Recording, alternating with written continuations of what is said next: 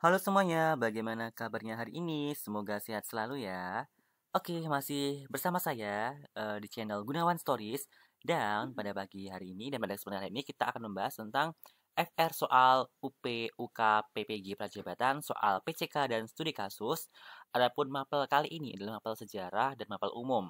Kenapa kok umum? Karena ini nanti ada beberapa soal tentang yang kiranya bisa masuk ke semua mata pelajaran. Dan ini pun berdasarkan pengalaman ketika saya mengikuti tes PCK di PPG Perjabatan Gelombang 1. Adapun soal yang akan kita bahas pada pertemuan kali ini adalah soal tentang pengembangan profesionalisme guru dan juga soal tentang model pembelajaran. Nah, seperti apa? Jangan lupa subscribe dulu, lalu like, share, dan komen ya. Kita akan membahas ke soal yang pertama, yaitu soal tentang pengembangan profesionalitas guru. Dalam menyikapi berbagai berita simpang siur tentang suatu peristiwa sejarah, maka guru dalam mengembangkan keilmuan terkait konsep berpikir sejarah adalah dengan A. Melakukan grup diskusi dengan guru sejawat di sekolah terkait berpikir sejarah. B. Mengikuti berbagai seminar tentang konsep berpikir sejarah. C. Membuat karya tulis ilmiah atau menulis buku bidang pendidikan sejarah. D. Melakukan berbagai aktivitas pengembangan sekolah. Atau KE. Mengikuti berbagai event yang diadakan Dinas Pendidikan setempat. Nah, kira-kira jawaban yang tepat apa nih teman-teman? Ini adalah upaya pengembangan keilmuan terkait konsep berpikir sejarah adalah dengan apa? Nah, salah satu cara yang diikuti adalah ada yang A, B, dan juga C. Jadi option ini adalah option pilihan ganda kompleks. Nah, jawaban yang tepat ini bisa melalui grup A, bisa melalui grup diskusi dengan guru sejawat di sekolah terkait berpikir sejarah. Jadi ada diskusi grup, ada kelompok-kelompok diskusi di sekolah. Lalu yang B, mengikuti berbagai seminar tentang konsep berpikir sejarah dan juga C, membuat karya tulis ilmiah atau menulis buku bidang pendidikan sejarah terkait konsep berpikir sejarah juga. Jadi ini adalah langkah-langkah yang dilakukan untuk pengembangan keilmuan guru terkait konsep berpikir sejarah. Nah, kurang lebih soalnya hampir mirip seperti ini ya teman-teman. Ini bukan soal yang pas atau yang keluar, tapi ini soal yang mirip, kurang lebih seperti ini.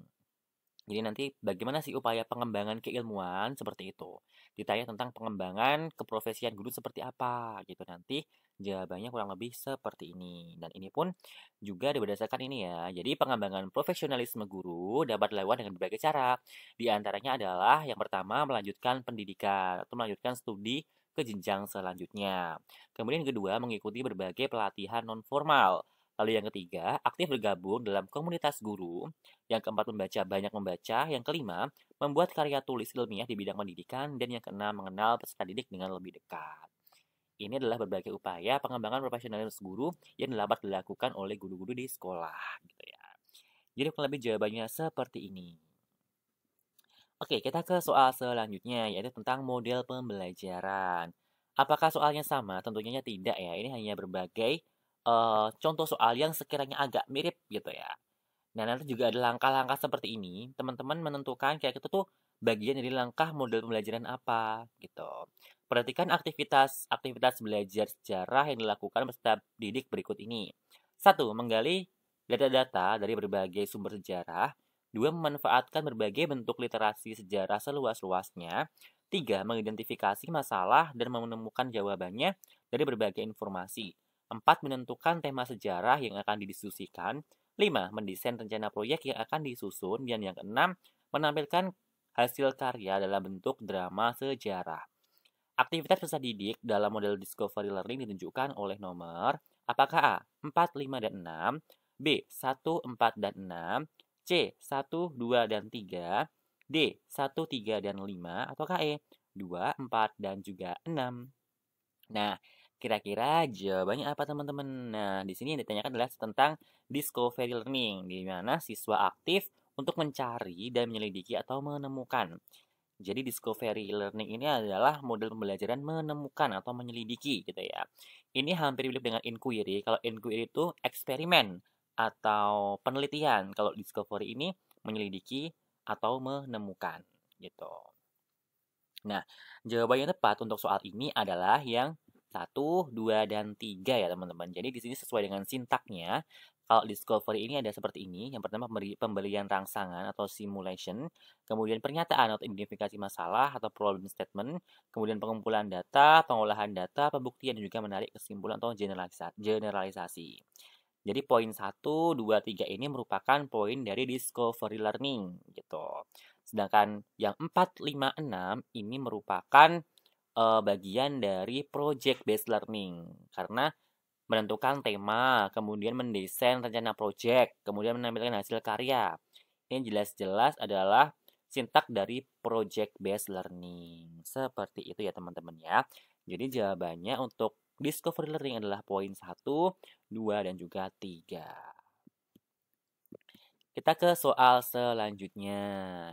Nah, kalau soal ini kurang lebih hampir mirip ya teman-teman ya. Intinya itu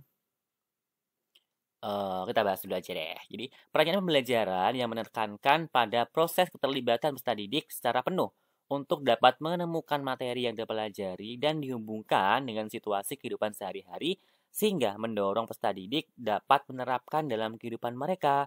Pilihan strategi pembelajaran yang tepat yaitu apakah A. Kooperatif, B. Inquiry, C. Problem solving, D. Discovery, ataukah E. Kontekstual.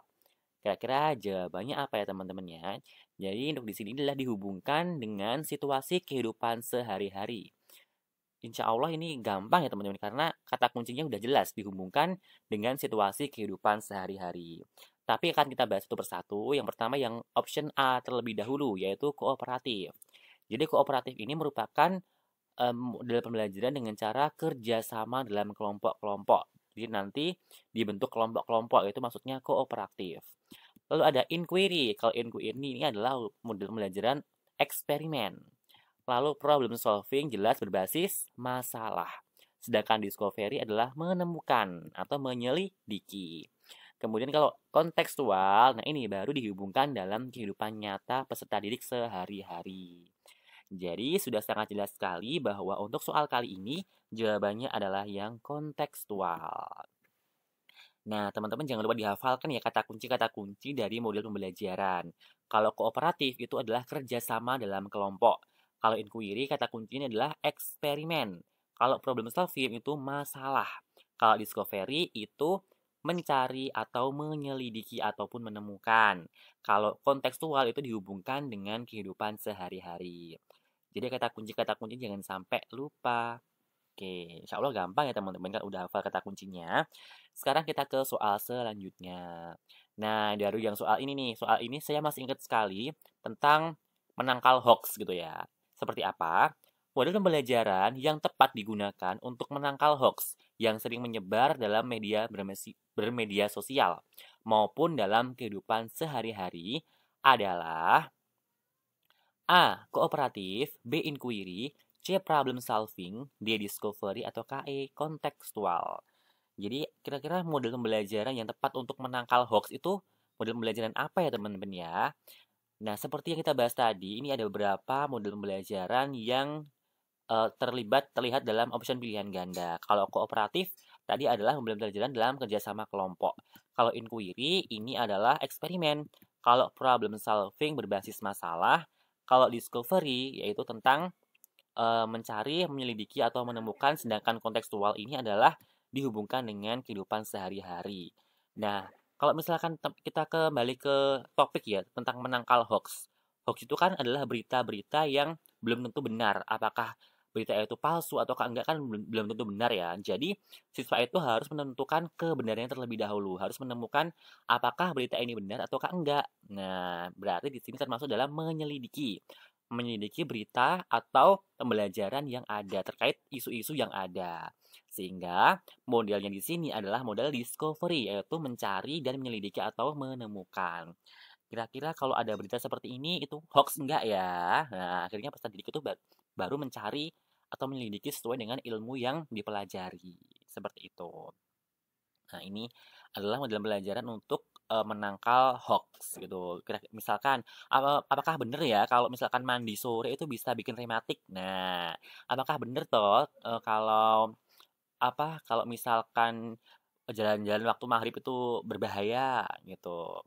Nanti itu bisa ini diselidiki lewat pembelajaran discovery learning ini. Mungkin kalau teman-teman punya pendapat lain terkait model pembelajaran yang untuk menangkal hoax, boleh loh komentar di kolom komentar karena ini berdasarkan apa? Berdasarkan pengetahuan saya saja. Kalau misalkan teman-teman, oh bukan kalau untuk menangkal hoax, cocoknya itu kooperatif deh, boleh silahkan komentar di kolom komentar ya teman-teman ya. Jadi ini soal sesuai dengan pengalaman saya kemarin seperti ini. Jadi model belajar untuk menangkal hoax itu apa? Gitu. Oke, mungkin cukup sekian dari saya. Bila ada kekurangannya saya mohon maaf yang sebesar-besarnya. Terima kasih udah nonton sampai akhir. Jangan lupa untuk subscribe, like, komen, maupun share jika video yang saya bahas ini bermanfaat untuk teman-teman semuanya. Dan tetap semangat bagi teman-teman yang sedang menjalankan PBK berjabatan. Semoga bisa sampai akhir dan diberikan hasil yang terbaik. Semoga kita semua bisa sukses menjalani kehidupan kita selanjutnya. Terima kasih. Bila ada kekurangannya mohon maaf. Wassalamualaikum warahmatullahi wabarakatuh.